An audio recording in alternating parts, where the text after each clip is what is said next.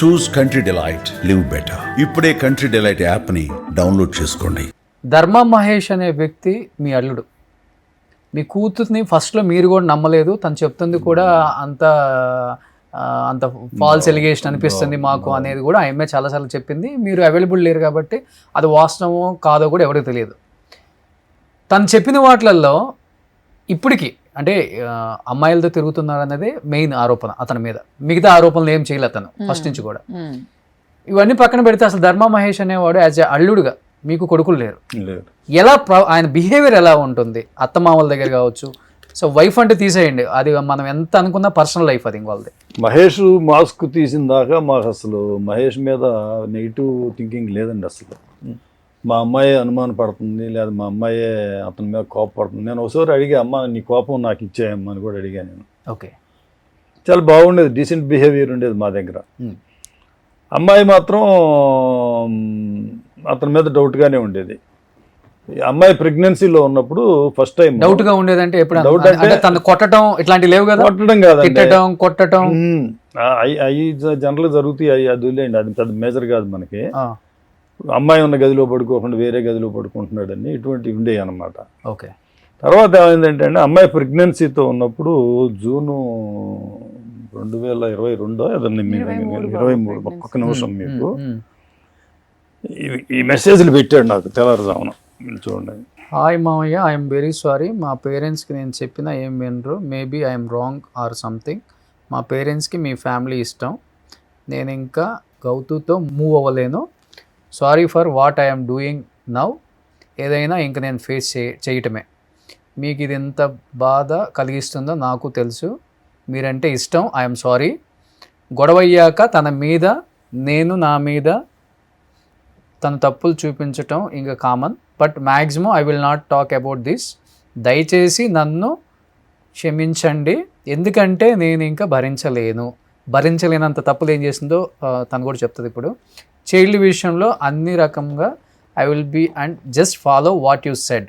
మీ అంత పెద్ద మనిషిని నేను చూడలేదు. ఓకే, మామగారి మీద మంచి ఒపీనియన్ ఉంది. ఇది నేను తెలివిగా పెట్టా అని అనుకోవచ్చు. నన్ను మిస్అండర్స్టాండ్ చేసుకుంటంలో గౌతు చాలా టాప్ లెవెల్కి వెళ్ళిపోయింది. ఓకే, నేను ప్రాణం పోయిన గౌతమితో ఇంకా ఉండను. Thanks to your family for sharing love to me till now. మొన్న సెలైన్ దగ్గర ఉన్నందుకు చాలా హ్యాపీ అనిపించింది. Thank you. మీ అంత మంచిగా ఉంటే అంత మంచిగా ఉంటుంది.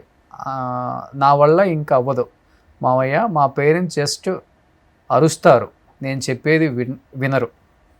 మీరు కూడా ఏదో పెట్టారు, నేను అర్థం చేసుకోగలను. నా రిక్వెస్ట్ ఒకటే, తొందరపడొద్దు, నిర్ణయం తీసుకోవద్దని. మీరు మీ అంటే అమ్మాయి జీవితం బాగుపడాలి కాబట్టి మీ వర్షంలో మీరు కూడా పెట్టారు, రిలాక్స్ అవ్వమని పెట్టారు. ఓకే మావయ్య, గొడవ నేను పట్టలేదు, బాగా ఆలోచించాను మావయ్య. ఆవేశం ఏం లేదు మావయ్య, అయినా మీరు చెప్పారు కాబట్టి నేను మళ్ళీ ఆలోచిస్తాను. థ్యాంక్ యూ మావయ్య. మీ ఇద్దరి మధ్య ఇంత మంచి కన్వర్సేషన్ ఉంది కదా, ఎందుకంటే వీళ్ళిద్దరికి ఇలా అయిపోయింది? మరి అయిపోయింది అంత అయిపోయింది. లాస్ట్ ఎప్పుడు ఇంకా ఏదో ఫొటోస్ కూడా అయిపోయినాయి. అదే చెప్తా దీని నేపథ్యం సార్. సో లాస్ట్ ఎప్పుడు మీ ఇద్దరికి మామయ్య రివ్యూస్ వీడియోస్ ఉన్నాయి పెట్టండి, అది ఇది అయిపోయింది. ఇంక లాస్ట్ అంటే మీ ఇద్దరికి జనవరి 2005 వీడియో కాల్ కూడా జనవరిలో అయిపోయిందండి. అది అయిపోయిన తర్వాత జూన్లో, ఈ ఇష్యూ జరిగిన తర్వాత June 1 voice call, missed call అతను కాల్ చేశాడు. చెప్తానండి దానికి. సో ఇప్పుడు టచ్ లో ఉన్నారండి? ఇప్పుడు చెప్తానండి, నేను చెప్తాను. కాల్ చేయనా? With your permission can I call? No problem. Ya, చూద్దాం. సో ఒక్కసారి ధర్మ మహేష్కి ట్రై చేద్దామండి. ఏమన్నా మీ ఫోన్ నుంచి ఏమన్నా అంటే ఇక్కడ ఈ గౌతమి చౌదరి మీ అమ్మాయి ఇవన్నీ పక్కన పెడితే మానవతా దృక్పథం మీ ఇద్దరికి మంచి ర్యాపో ఉంది కాబట్టి ఏమైనా మాట్లాడతాడా? ఆయన వాయిస్ కాల్ ఉంది కదా, మిస్డ్ కాల్, మీరు లిఫ్ట్ చేయలేదు ఆ టైంలో, మళ్ళీ రిటర్న్ కాల్ కూడా చేయలేదు ధర్మ మహేష్. జూన్లో కదండి అది, జూన్లో. తర్వాత ఎప్పుడు మాట్లాడడానికి ట్రై చేయలేదు మీరు? జూన్లో అంటే సి టీమ్కి వెళ్ళడం జరిగింది. ఓకే, నేను చెప్తాను, వరుస క్రమంలో చెప్తాను. మీ మెసేజెస్ జరిగినప్పుడు మాకేమైందో కూడా అది చెప్తాను నేను. సో ధర్మ మహేష్ కాల్ లిఫ్ట్ చేయలేదు, చూద్దాం. అంటే మిస్డ్ కాల్ ఉంది. సరే సార్, ఈ మెసేజ్లు పెట్టిన టైంలో ఏం జరిగిందంటే ఈ రీతు చౌదరి విషయంలోనే అమ్మాయిగా ఆ అబ్బాయికి గొడవ జరిగింది. అమ్మాయి కూర్చొని ఇంటికి వచ్చేవాడు కాదు సరిగ్గా, ఇవన్నీ జరుగుతూ ఉన్నాయి వాళ్ళ ఇద్దరి మధ్యలో. సరే మేము కూడా సర్దుకోమ్మా, ఏముందిలే సినిమాల్లో ఉన్నాడు కదా అని చెప్తా వచ్చేవాళ్ళం. ఆ రోజు వచ్చి అమ్మాయిని వదిలేసి చాటింగ్ చేస్తున్నాడంట. ఓకే, చాటింగ్ చేస్తుంటే అమ్మాయి ఆ చాటింగ్ మూమెంట్స్ అవన్నీ చూసి కూడా అర్థమైంది కదా, చాటింగ్ చేసే మూమెంట్స్ తల్లిదండ్రులతో చేసేది ఒక రకంగా ఉంటుంది, లవర్స్తో చేసేది ఒక రకంగా ఉంటుంది కదా. చూడండి ఇలా ధర్మ మహేష్ రిటర్న్ కాల్ చేస్తారేమో చేస్తే కదా. అయితే అమ్మాయి సెల్ లాక్కునేటప్పటికే ఈ రీతు చౌదరి అనేమో ఏదో లొకేషన్ పెట్టేటప్పటికే అతను బాగా ఎఫెండ్ అయ్యి, ప్రెగ్నెన్సీ కదా, అమ్మాయిని ఏం చేశాడంటే పెట్టి నెట్టేయటం, అమ్మాయి ఆ బెడ్ మీద పడిపోవటం, అమ్మాయి షాక్కి గురవటం జరిగింది. జరిగాక అమ్మాయిని వదిలేసి సెల్ తీసుకొని పక్క రూమ్లోకి వెళ్ళిపోయాడంట. వెళ్ళిపోయి నాకు ఈ మెసేజ్ ఆ రోజు ఏమైంది సార్ బిడ్డ మీద ప్రేమ పెట్టాడు సార్. పుట్టని బిడ్డ కదా, ఆ రోజు పెట్టాక మళ్ళీ వచ్చాం, సరి చేసాం, ఏదో మాట్లాడాం. ఆయన చెప్తున్నాడు కదా, మాట్లాడారు మీరు ధర్మ మహేష్ తో మాట్లాడారు, ఏం జరిగింది మీ ఇద్దరి మధ్య? తినుందా? అమ్మాయి చెప్పింది. అమ్మాయి చెప్తే అమ్మ అపోహ, అమ్మాయి ఏదో చేస్తుంటాడు కదా అన్న తర్వాత ఏమైందంటే అమ్మాయి ఆధారాలు సంపాదించడం మొదలు పెట్టిందండి. అప్పటి వరకు కూడా దీని మీద నమ్మకం లేదు మీకు? నాకు లేదండి, నాకు లేదు. అల్లుడి మీదే ప్రేమ, అల్లుడి మీద నమ్మకం అనమాట. అమ్మాయి ఆధారాలు అన్ని చూపించిన తర్వాత ఏమైందంటే ఒకరోజు ఫార్చ్యూన్ టవర్స్లో నాకు ప్రూఫ్లు చూపించింది. చాలా బాగుంటాడు మావయ్య మీరంటే గౌరవం అంటాడు. కిందకి తీసుకొచ్చి కూర్చోబెట్టాను నేను. మహేష్ నువ్వు చాలా తప్పులు చేస్తున్నావు మహేష్, నేను నిన్ను బాగా నమ్మా, నేను మా అమ్మాయిని కూడా నమ్మలేదు నేను, నువ్వు తప్పులు చేస్తున్నావు, వెనక్కి తీసుకోలేనంత తప్పులు చేస్తున్నావు నువ్వు. ఇదే మా ఇద్దరి మధ్యలో జరిగింది, మీరు ఆయన కూడా అడగచ్చు.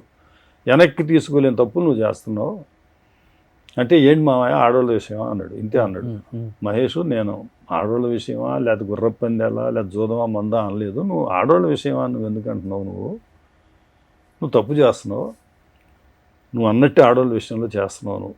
ఓకే అంటే మీరేది చెప్తే దాన్ని నిలబడతా అన్నాడు. మా బావగారు వేరే వాళ్ళ జీవితాలతో అంటున్నాడు కదా, ఇప్పుడు మా అమ్మాయికి న్యాయం కోరే క్రమంలో జరిగిన అన్యాయాల్లో కొంతమంది పేర్లు ఉదాహరించాల్సి వస్తుంది మనకి.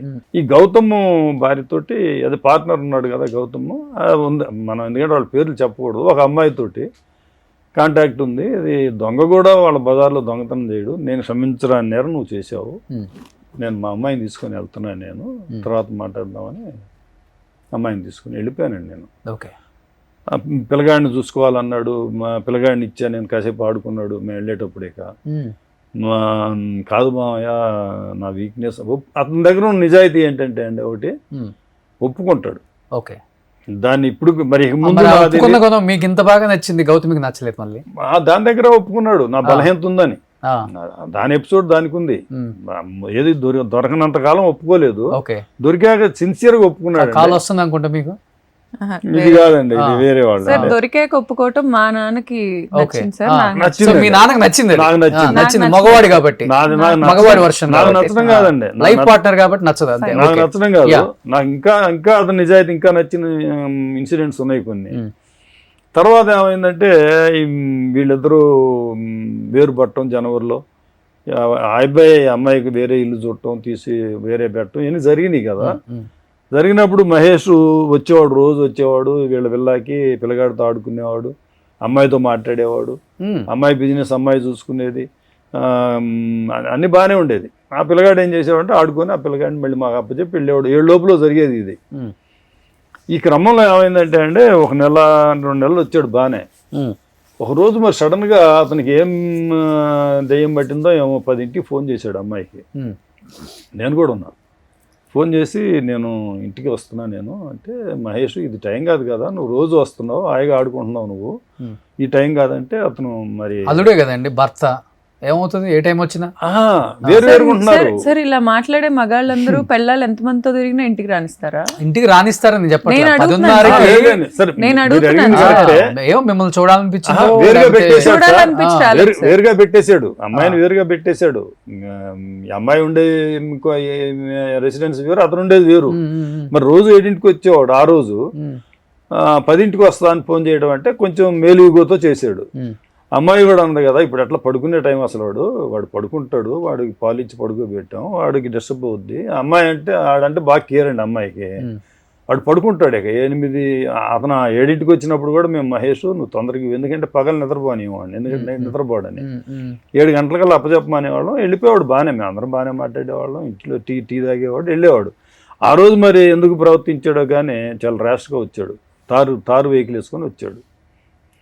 నాకు డౌట్ వచ్చింది, వచ్చాడు ఏ తలుపు కొడతాడో మళ్ళీ ఇప్పుడు, ఎందుకంటే ఇప్పుడు జరిగేది ఎవరికి తెలియదు కదా, ఏ తలుపు కొట్టి మీదకి వచ్చాడు అనుకోండి మనం కూడా ప్రొటెక్ట్ చేసుకుంటాం కదా, ఏం జరగచ్చేమో అనుకున్న తర్వాత అమ్మాయి సి టీం వాళ్ళకి ఫోన్ చేసింది. ఫస్ట్ లీగల్గా అప్రోచ్ అయింది అదేనండి. సి టీం వాళ్ళకి ఫోన్ చేస్తే సి టీం వాళ్ళు వచ్చారు.